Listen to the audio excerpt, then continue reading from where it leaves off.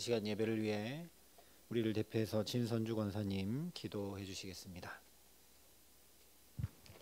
여호와여, 주의 이름이 온 땅에 어찌 그리 아름다우신지요. 살아계신 하나님 아버지, 저희들이 예배당에 나와서 귀한 예배를 드릴 수 있도록 발걸음 인도하심을 감사합니다. 날씨가 참 춥습니다. 그럼에도 불구하고 이 시간 하나님 말씀 듣기를 사모하여 예배드리는 성도들이 신령과 진정으로 예배드릴 수 있도록 도와주시옵소서.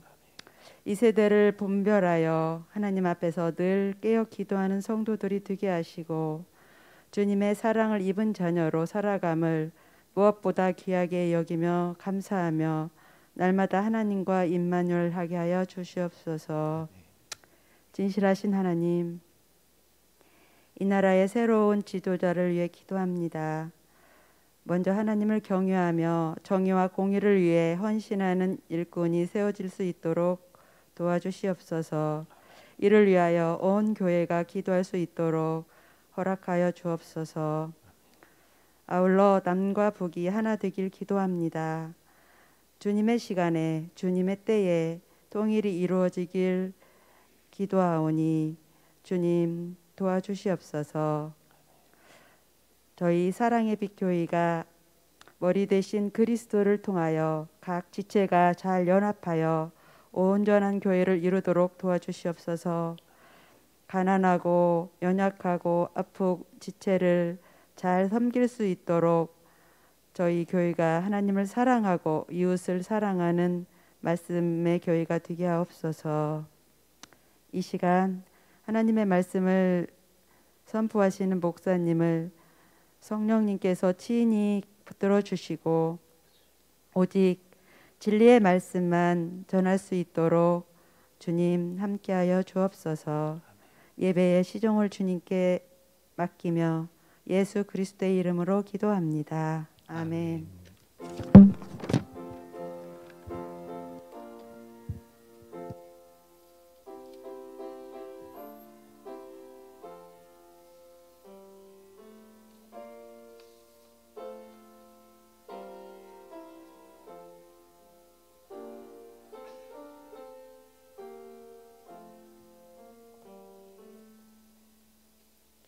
오늘 우리에게 주시는 하나님 말씀은 마태복음 2장 1절부터 12절까지 말씀입니다. 마태복음 2장 1절부터 12절까지 말씀, 신약성경 2면에 있는 말씀입니다.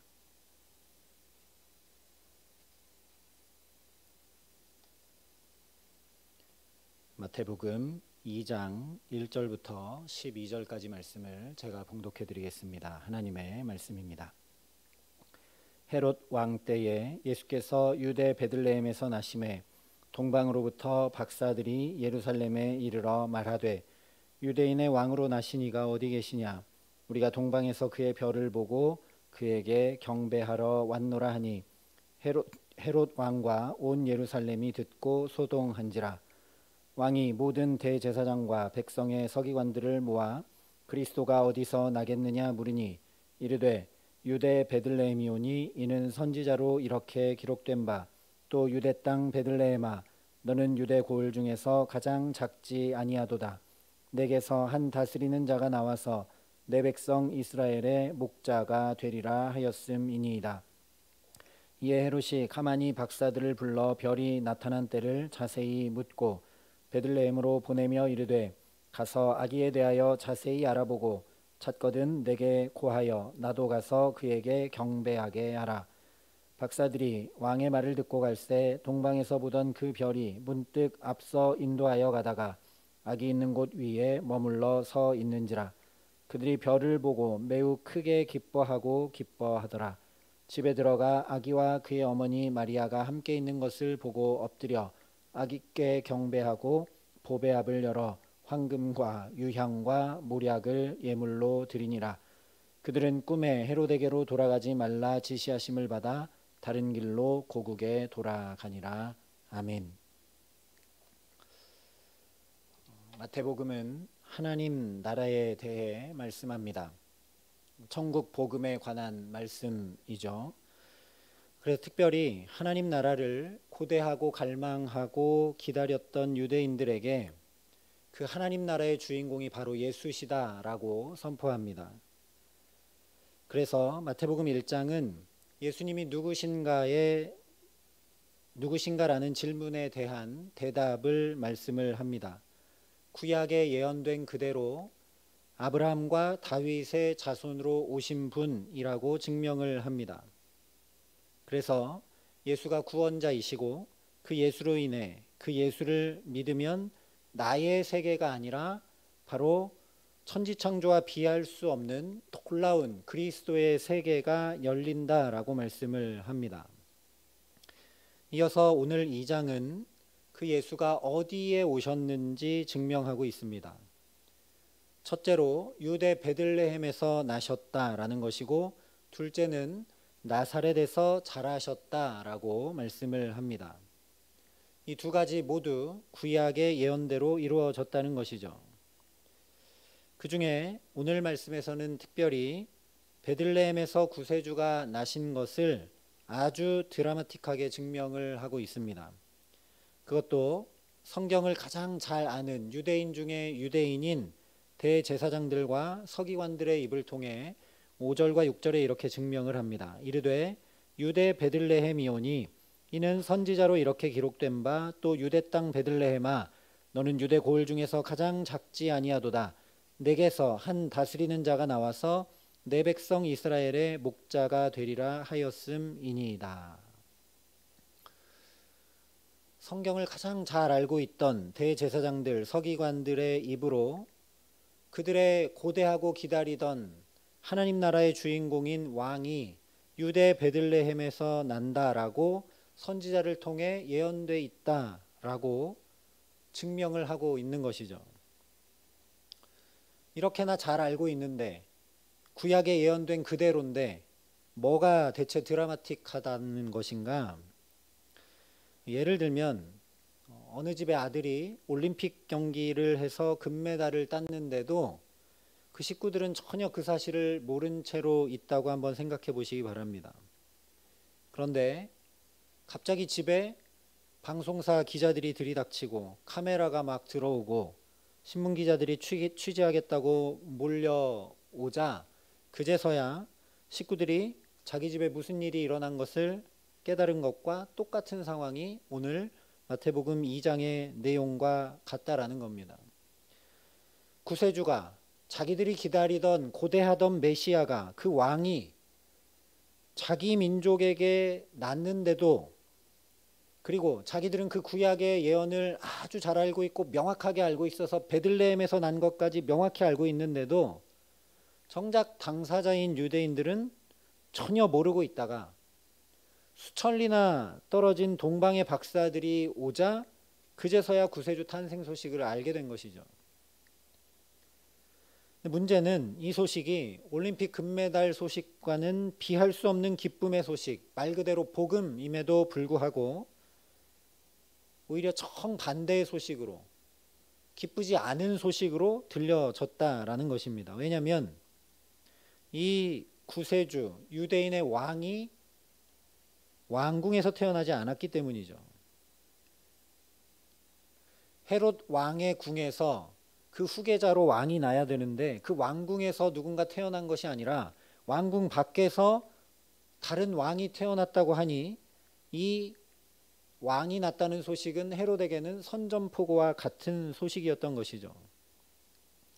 또 예루살렘 사람들에게는 헤롯과 새로 태어난 왕 사이에 일어날 이 엄청난 난리와 전쟁이 뻔히 예상되는 것이기 때문에 온 성이 들끓어 올랐던 것입니다. 그래서 3절에 헤롯 왕과 온 예루살렘이 듣고 소동한지라 말씀을 합니다. 예수 그리스도 구세주 메시아의 탄생을 모든 사람이 환영한 것이 아니었다라는 것이죠. 오히려 예수님의 탄생은 새로운 전쟁의 시작과 같았습니다. 온 예루살렘이 소동했습니다. 그래서 예루살렘에 있는 유대인들은 가능한 이 전쟁에 끼어들고 싶어 하지 않았습니다. 대제사장들과 서기관들은 마치 자기들이 저 베들레헴에 있지 않은 것이 다행이라는 듯이 유대 땅 베들레헴이라고 얘기를 합니다. 헤롯이 당연히 자기의 기득권과 정권을 유지하기 위해, 자기 가문을 유지하기 위해 새로 태어난 왕을 죽일 것이 뻔한 것을 알 수밖에 없으니, 게다가 성경에 예언된 자기들의 구세주가 나셨으니 설령 지금껏 깨어 정신을 차리지 못하고 이 예언된 말씀이 이루어진 걸 몰랐다 할지라도 동방의 박사들을 통해 이제 깨달아 알았다면, 동방의 박사들이 이렇게 찾아와서 왕이 어디서 났냐고 묻는다면 모른다고 해야죠. 몰래 뒤로 가서 동방 박사들에게만 알려줘야 되는 것 아니겠습니까? 우리는 모릅니다 이렇게 해서 헤롯이 모르게 한 다음에 나중에 동방 박사들에게 베들레헴으로 가보라, 예언되어 있는 말씀이 베들레헴에서 나신다 했다, 그러면 될 일 아니겠습니까? 자기들의 왕이 나셨는데, 자기들이 그렇게 고대하던 메시아가 났는데, 그런데 헤롯 앞에서 버젓이 마치 여기서 나지 않은 것이 다행이라는 듯이 유대 땅 베들레헴이라고 얘기를 하고 있는 겁니다. 그런데 결과적으로 이 말 한마디 때문에 베들레헴 아기들이 다 죽게 됩니다. 2살 아래 남자아이들을 다 이 말 한마디가 죽이고 있는 것이죠. 이것은 출애굽기에 나오는 히브리 두 산파와 아주 대조적입니다. 애굽왕 바로의 명령 앞에서도 하나님의 말씀에 자기들 목숨을 걸고 지혜를 발휘해서 하나님 주신 생명들을 지켜냅니다. 그래서 성경이 명확히 얘기하고 있지는 않지만 이 히브리 산파들이 목숨 걸고 히브리 아기들을 지켜냈기 때문에 아론이 살 수 있었습니다. 모세와 3살 차이 나는 형이죠. 아론이 살았기 때문에 대대로 성전의 일을 감당할 제사장 지파가 생겨나게 됐는데, 오늘 그 대제사장과 서기관들은 금세 눈앞의 권력에 굴복하고 맙니다. 자기들의 기득권을 내려놓을 생각이 없습니다. 그러니 바로 내 눈앞에, 바로 내 두 귀를 통해 메시아가 나셨다는 명명백백한 하나님의 말씀을 보고 들어도 깨달을 줄 모르고 행할 줄 모르게 되는 것이죠. 내가 그리스도를 바로 안다는 것, 내가 예수를 만난다는 것, 내가 예수와 동행한다는 것 역시 새로운 영적 전쟁을 의미합니다. 그러니 내가 예수를 주로 모신 다음부터는 세상의 말을 믿으면 안 되겠죠.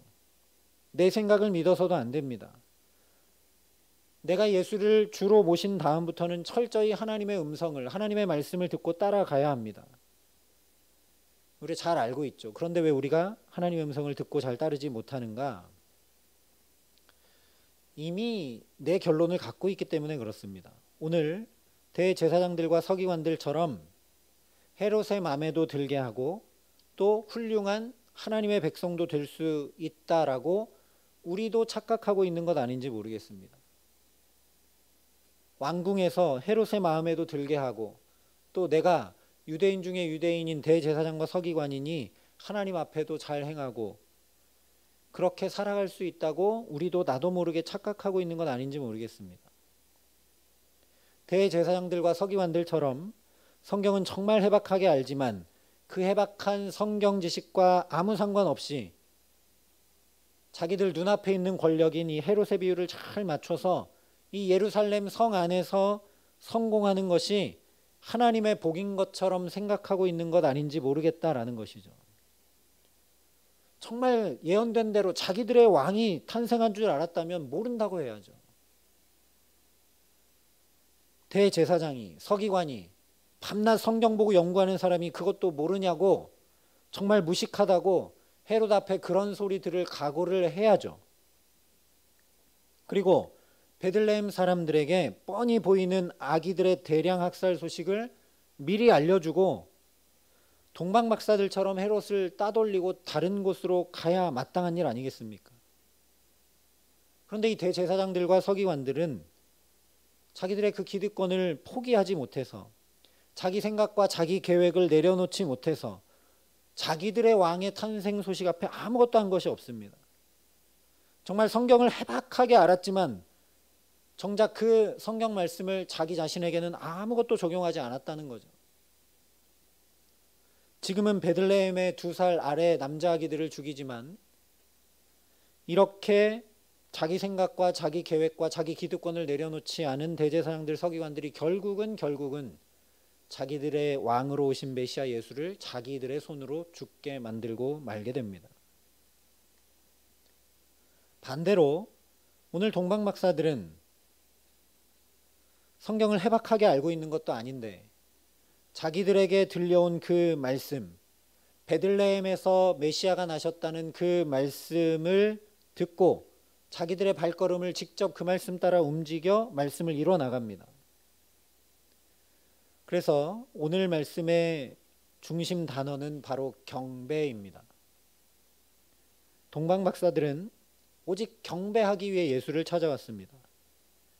예수님 때문에 덕 보려고, 예수님 때문에 쉼과 위로를 얻으려고. 그러니까 예수님이 이 땅의 왕으로, 메시아로, 구세주로 나셨으니 우리가 가장 먼저 가서 경배해서 저분의 마음에 들게 하고 저분 곁에 있어서 저분의 덕 보고 저분의 어떤 혜택을 봐서 우리가 살자 하기 위해 온 게 아니라는 거죠.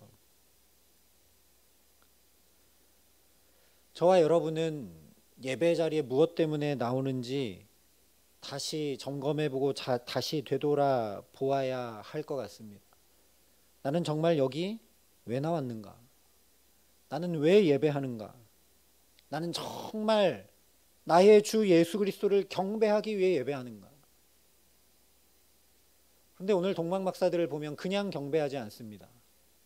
정말 정성스럽게 오랫동안 준비해서 경배합니다.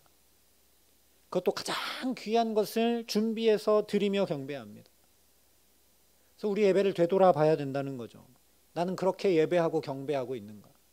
나의 가장 귀한 시간을, 나의 가장 귀한 마음을, 나의 가장 귀한 물질을, 나의 가장 귀한 삶을 구별하여 마치 보배합에 귀히 준비하여 드리듯이 하나님 앞에 그렇게 경배하고 예배하는가? 그렇게 준비해서 예물 드리는 것도 물론 중요하지만 더 중요한 것은 정말 내가 어떻게 해야 하나님을 경배할 수 있는가? 경배가 대체 뭔가? 무릎 꿇고 엎드려 손을 이렇게 높이 들고 찬양하는 게 경배인가? 미가 선지자가 이렇게 선포했습니다. 내가 무엇을 가지고 여호와 앞에 나아가며 높으신 하나님께 경배할까? 내가 번제물로 1년 된 송아지를 가지고 그 앞에 나아갈까? 여호와께서 천천의 순양이나 만만의 강물 같은 기름을 기뻐하실까? 내 허물을 위하여 내 맏아들을, 내 영혼의 죄로 말미암아 내 몸의 열매를 드릴까?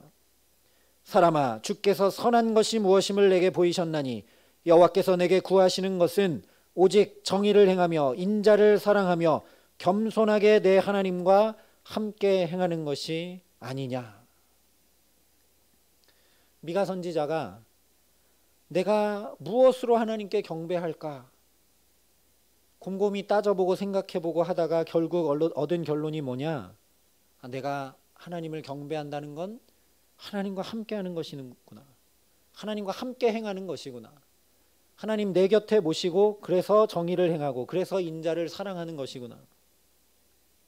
한마디로 하나님과 함께 행하는 것이 바로 경배라는 겁니다. 예배가 물론 경배지만 이 자리에서도 내가 하나님과 함께 하려고 부단히 힘쓰고 애쓰지 않으면 심지어 우리의 예배도 경배가 될 수 없다라는 것이죠. 하나님이 너무나 우리와 함께 하고 싶으셔서 정말 그 마음을 어찌할 수가 없으셔서 우리와 똑같은 모습으로 이 땅에 오신 분이 바로 예수 그리스도십니다. 너무나 나와 함께하기 원하셔서. 제가 여러 차례 말씀드렸지만 예수님이 하나님의 아들이시니까 이렇게 성인의 모습으로 오실 수도 있고 아주 다양한 모습으로 오실 수 있는데 굳이 정말 누워서 우는 것 외에 아무것도 할 수 없는 갓 태어난 아기로 오신 것,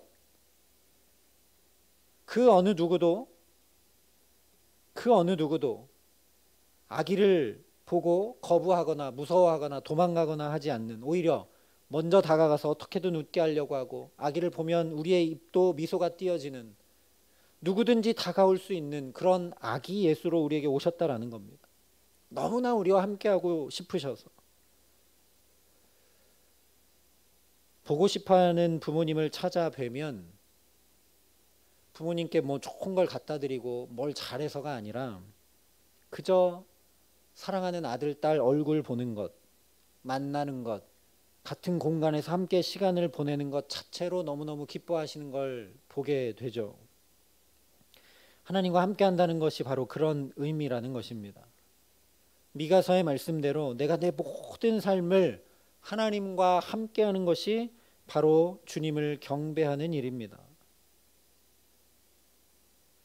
그런데 우리가 이렇게 경배하기 시작하면 놀라운 축복을 얻습니다. 첫 번째, 세상이 소동하게 됩니다. 헤롯 왕과 온 예루살렘이 듣고 소동한지라. 다른 말로 얘기하면 세상이 놀라게 됩니다. 히브리서 11장은 잘 알려진 믿음장입니다. 믿음에 대해서, 믿음은 바라는 것들의 실상이요 보이지 않는 것들의 증거라고 한 후에 쭉 믿음의 선진들을 쭉 이야기를 합니다. 그러면서 이 믿음이 없이는 하나님을 기쁘시게 못하는데 이 믿음의 선진들은 믿음으로 하나님을 기쁘시게 했다라고 얘기합니다. 그리고 결론으로 뭐라고 얘기하느냐? 이런 사람은 세상이 감당하지 못하느니라. 세상이 감당하지 못하는 사람들이 바로 믿음의 사람들, 하나님을 경배하는 사람들입니다. 저와 여러분이 우리의 매 순간을 하나님과 함께 행하기에 세상이 감당치 못하는 사람들, 정말 세상이 소동하고 놀라는 하나님의 사람들로 살아가게 하시기를 주님의 이름으로 축원합니다. 두 번째는 큰 기쁨이 임하게 됩니다. 10절에 그들이 별을 보고 매우 크게 기뻐하고 기뻐하더라. 복음이라는 말 자체가 기쁜 소식이라는 뜻이죠. 우리가 주님을 경배하기 시작하면 오히려 우리에게 크게 기뻐하고 기뻐할 일들이 계속 생겨나게 됩니다.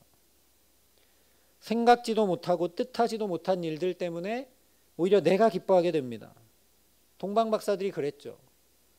동방박사들 입장에서 가장 확실하고 분명한 응답의 채널은 별빛입니다. 그런데 그 별빛을 잃어버려서 헤롯 궁에 가서 물어봤던 것이죠. 대림절에도 말씀 나눴듯이 자기들이 확신할 수 있는 별빛이 아니라 성경에 예언된 말씀으로 안내를 받았으니 확실하게 믿음에 찬 기쁘고 그런 걸음을 옮기기는 어려웠을 겁니다. 그런데 베들레헴에 가자 별빛이 다시 환히 빛납니다. 그 별을 보게 되죠. 그러니 동방박사들이 매우 크게 기뻐하고 기뻐할 수밖에 없게 됩니다. 내 수준에 꼭 맞는 것으로 응답하시면서 기쁨을 얻게 하신다는 말씀입니다. 하나님 경배하기 시작하면 나는 이제 별빛을 잃어버려서 끝났다. 어떻게 하나 방법이 없어 보이고 낭망하고 절망하고 다 끝났다고 생각한 거기에서 다시 시작하게 하시고 다시 꿈꾸게 하시고 다시 기대하게 하시며 정말 기뻐하고 기뻐할 수밖에 없는 큰 기쁨을 얻게 하십니다. 저와 여러분이 하나님 경배하기 어려운 이 시대 가운데 정말 하나님을 경배함으로 순간마다 때마다 일마다 하나님과 함께 행함으로 그 무엇보다 예배의 자리에서 어떻게 하면 내가 하나님과 함께 할 수 있을까? 여기 올라오는 목적이 동방박사들처럼 오직 경배하기 위한 것으로 가득 채워져서 주님 앞에 나아감으로 하나님께서 우리에게도 내게 꼭 맞는 것으로 응답하시고 정말 크게 기뻐하고 기뻐할 일들로 가득 채워주시는 은총 주시기를 주님의 이름으로 축원합니다. 세 번째로는 지시하심을 얻게 하십니다. 12절에 그들은 꿈에 헤롯에게로 돌아가지 말라 지시하심을 받아 다른 길로 고국에 돌아가니라 말씀합니다. 이전까지는 동방박사들이 하나님의 음성 들을지 몰랐습니다. 별빛 보고 찾아왔죠. 다시 얘기하면 자기들의 구체적인 발걸음을 옮기는데 하나님의 인도를 어떻게 받는지 잘 몰랐습니다. 열심히 연구하고 자기들이 노력하고 애쓰고 저 수많은 별들 중에 미묘한 차이를 민감한 변화를 살펴서 그것을 연구해서 그걸 표징으로 삼아서 이렇게 예루살렘까지 오는 건 정말 어려운 일입니다. 그런데 이제 성령이 친히 지시하면서 인도해 주십니다. 꿈에 헤로데게로 돌아가지 말고 다른 길로 가라고 지시하심을 받게 됩니다. 이제 너무나 편하죠. 지시 받은 대로 그냥 행하면 되니까요. 다시 하늘 쳐다보고 별 쳐다보고 징조를 구하고 연구하고 이렇게 하지 않아도 됩니다.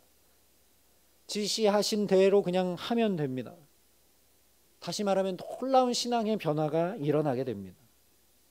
이제는 주님의 음성을 분명히 들을 줄 알게 되고 그 지시하심을 따라 인도하심을 받을 줄 알게 되는 놀라운 신앙의 자리로 나아가게 됩니다. 어떻게 그렇게 됐는가? 오직 경배했기 때문에 그렇습니다. 예수님 찾아와서 다른 목적이 있었다면 이 동방 박사들이 황금과 유향과 모략을 드리고 예수님 곁에 계속 머물면서 돌아가지 않았을 겁니다. 자기 고국에 왜 돌아갔겠습니까? 덕 보려고 왔다면. 오직 경배하기 위해 왔기 때문에, 경배하기 위해 자기들의 온 삶을 드렸기에 그 수천리의 길을 몇 년을 걸려서 이렇게 와서 오직 경배하기 위해 주 앞에 엎드렸기에 놀라운 신앙의 진보를 이루고 하나님의 인도하심을 받아 살아가는 은총을 누리게 됩니다. 하나님 앞에 마음과 뜻을 정하여 예배하고 기도하고 간구하고 그렇게 하나님 경배하기를 힘쓰는 저와 여러분에게 이런 놀라운 신앙의 변화가 있는 올 한 해 되게 하시기를 주님의 이름으로 축원합니다. 하나님의 나라는, 천국은 침노하는 자들이 얻는다고 예수님 분명히 말씀하셨습니다. 다른 말로 하면 하나님의 나라는 그러니 움직이는 자들의 것입니다. 가만히 앉아서 떠먹여주는 밥 먹는 그런 것이 구원이 아니라는 것이죠. 믿음은 마치 동방 박사들이 수많은 별들 중 하나가 이상한 징조를 보이는 것을 보고 움직였던 것처럼 작은 것 하나를 보고도 그것을 확인하기 위해 먼 곳까지 찾아가는 것이 믿음입니다. 좋은 소식, 기쁨의 소식, 복음을 전했지만 왕이 어디서 나셨느냐 복음을 전했지만 오히려 온 예루살렘이 소동하는 당황스러운 상황 속에서도 끝까지 말씀 따라 베들레헴으로 향해 가듯이 믿음은 낙심과 절망 속에서도 기대치 않은 상황과 환경 속에서도 문제 앞에서도 끝까지 흔들림 없이 주님 바라보고 그 말씀 따라 나아가는 것입니다. 뿐만 아니라 전혀 왕의 가족 같지 않은 정말 너무나 평범하고 평범한 어쩌면 너무 가난한 마리아와 요셉을 보고서도 그 품의 아기를 유대인의 왕, 이 세상의 구세주 메시아로 알고 그 앞에 꿇어 엎드려 경배한 것처럼 믿음은 모든 사건과 사람들 속에서 보이는 대로 행하는 것이 아니라 하나님 앞에서 말씀에 비추어 행하는 것입니다. 그러면 동방 박사들처럼 특별한 인도를 받게 됩니다. 그럴 때 바로 나의 구세주를 내가 만날 수 있는 것입니다. 별을 보고 찾아온 그 믿음이 좋다는 말씀이 아닙니다. 그러나 동방 박사들은 어쩌면 작은 믿음인지 모르고 어쩌면 자기들의 경험에 더 의지한 믿음인지 모릅니다. 왜냐하면 말씀이 아니라 별빛 보고 움직였으니까요. 자기들이 열심히 연구한 걸 가지고 움직였고 자기들이 열심히 노력한 걸 가지고 선택하고 결정하며 나갔으니까요. 그러니 어쩌면 작은 믿음인지 모릅니다. 그러나 동방 박사들은 그것을 가지고 움직였기 때문에 이 땅에 메시아로 오신 예수 그리스도를 뵐 수 있었고 또 그 예수를 보며 믿음의 눈으로 소망할 수 있었습니다. 그런데 정반대로 대제사장 서기관들은 성경을 분명히 알았습니다. 별에 비한다면 성경 말씀은 찬란한 태양 같은 것이죠. 알지 못하기 어려운 것입니다. 그런데 그들은 한 걸음도 움직이지 않고 내게 있는 것을 아무것도 포기하려고 하지 않았기 때문에 하나님 나라를 받아 누리기는커녕 오히려 그 나라의 원수로 남을 수밖에 없었던 것입니다. 마태복음은 계속 이것을 증거합니다. 너의 나라를 만들어 너의 왕국에 네가 왕돼서 살 거냐, 아니면 예수 그리스도를 왕으로 모시고 그 예수를 경배함으로 놀라운 축복을 누리며 정말 이전과 비할 수 없는 기쁨을 누리고 정확히 인도함 받고 믿음의 진보를 이루고 하나님 나라를 이루고 누리며 살아가는 예수 그리스도의 세계, 이전과는 비할 수 없는 놀라운 그 세계, 축복의 세계를 열어가고 이루고 누리며 살아갈 것이냐를 계속 도전하며 우리에게 말씀합니다. 예수는 어디에 오시는가? 바로 베들레헴, 치열한 전쟁터 같은 곳에 오십니다. 왕궁에 편안하고 준비되고 다 갖춰진 자리에 오지 않으신다는 겁니다. 치열한 세상 속에서도 나의 믿음이 흔들림 없이 하나님의 음성을 따라갈 때 바로 그 자리에 예수께서 임하신다라는 말씀입니다. 두 눈, 두 귀에 명명백백하게 보고 들려도 믿음의 움직임, 믿음의 포기, 믿음의 결단 없이는 예수님은 오늘도 내 삶에 오시고 임하시고 함께 하실 수 없다는 것입니다.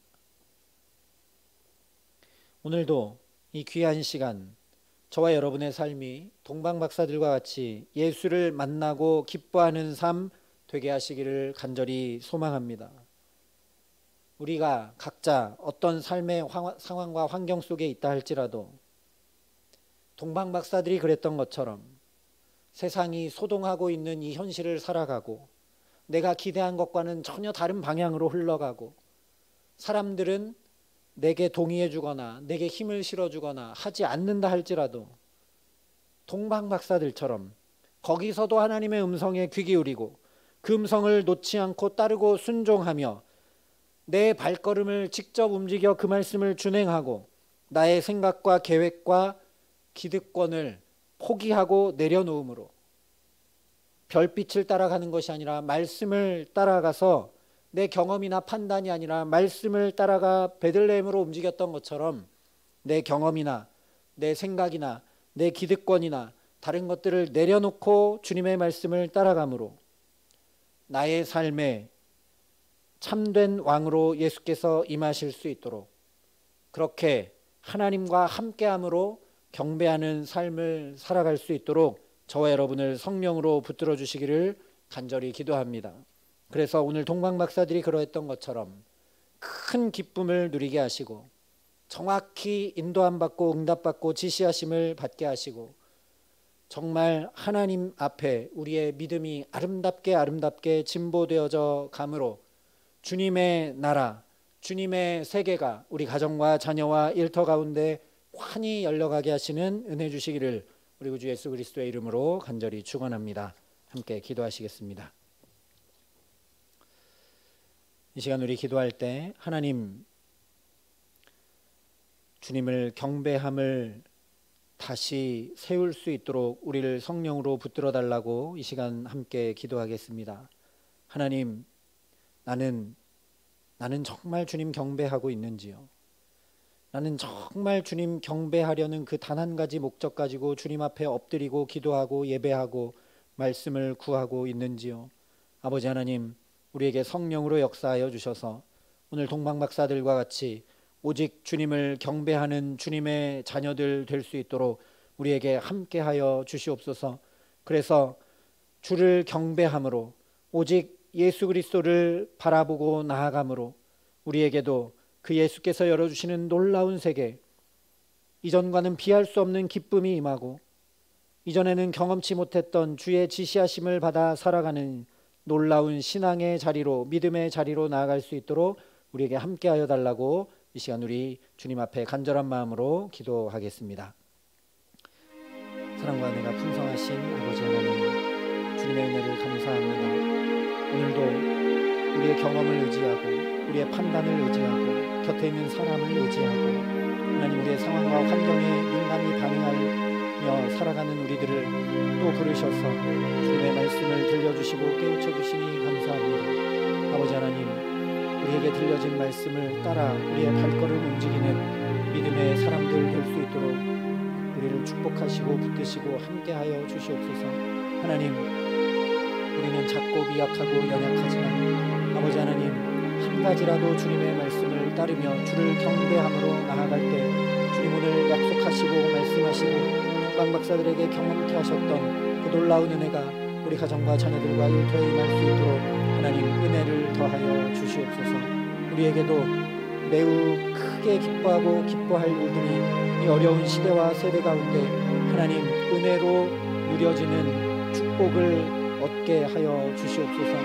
경배하며 주님 앞에 엎드려 나아가는 우리들에게 한 걸음 한 걸음 지시하심을 받아 정확하게 인도함 받고 하나님 복된 길을 걸어갈 수 있도록 우리에게 은총으로 역사하여 주시옵소서.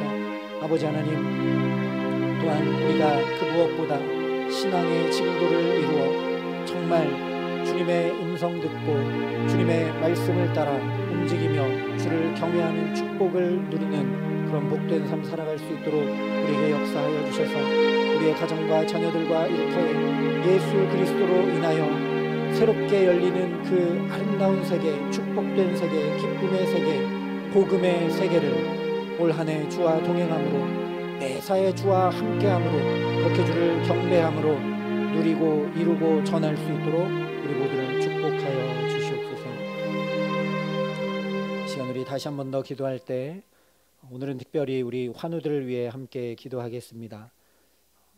두세 사람이 주님의 이름으로 기도할 때 하나님 역사하신다고 말씀하셨으니 우리가 그 말씀으로 그 말씀을 따라 움직이고자 그 말씀 우리 삶으로 이루고자 이 시간 중보하며 기도합니다.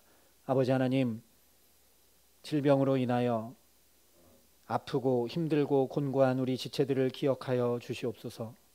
마음이 상하고 지친 영혼들을 주님 다시 새 힘을 주시고 위로하시고 붙들어 주시옵소서.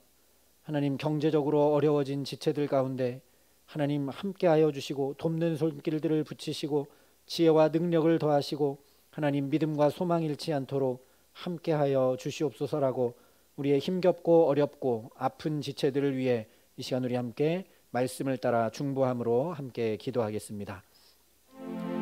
사랑과 은혜가 풍성하신 아버지 하나님 이 코로나로 어려운 때에 하나님 또 육체의 질병으로 말미암아 더 힘들고 어려운 지체들이 있습니다. 수술을 받고 회복하고 있는 지체들도 있고 하나님 입원하고 수술을 기다리는 지체들도 있고 하나님 또 수술을 예정한 지체들도 있고 하나님 또 지금 병마와 싸우고 있는 지체들도 있습니다. 아버지 하나님 기억하여 주시고 돌보아 주시고 하나님 마음에 낙심되지 않도록 그 마음 가운데 주님의 밝은 빛을 허락하여 주시고 하나님 소망 가운데 더욱 주를 바라보며 나아갈 수 있도록 우리 모든 환우들을 붙드시고 함께하여 주시옵소서. 하나님, 코로나로 거리두기를 해야만 하는 이때에 더욱 홀로 외롭게 지내는 지체들도 있습니다. 하나님, 또한 마음이 상하고 하나님 억눌려 힘겹고 어려운 지체들도 있습니다. 아버지 하나님, 또한 경제적인 어려움을 당하여 하나님 어찌할 바를 모르는 지체들도 있습니다. 아버지 하나님, 자비를 베푸시고 긍휼을 베풀어 주시옵소서.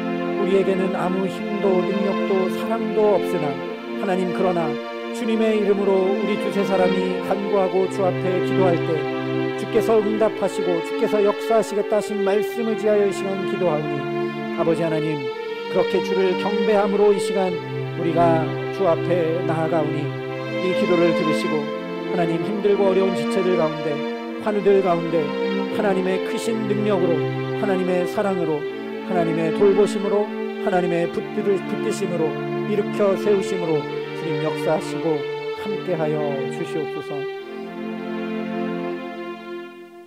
아버지 하나님, 오늘도 연약하고 미약한 우리들을 붙드시고 부르시고 말씀하여 주시니 감사합니다. 아버지 하나님, 우리도 대제사장 서기관들처럼 한쪽 발은 세상에 담그고 한쪽 발은 주님께 담그고 이도저도 아닌 삶을 살아갈 때가 너무나도 많음을 주 앞에 고백합니다. 우리를 긍휼히 여겨 주시옵소서.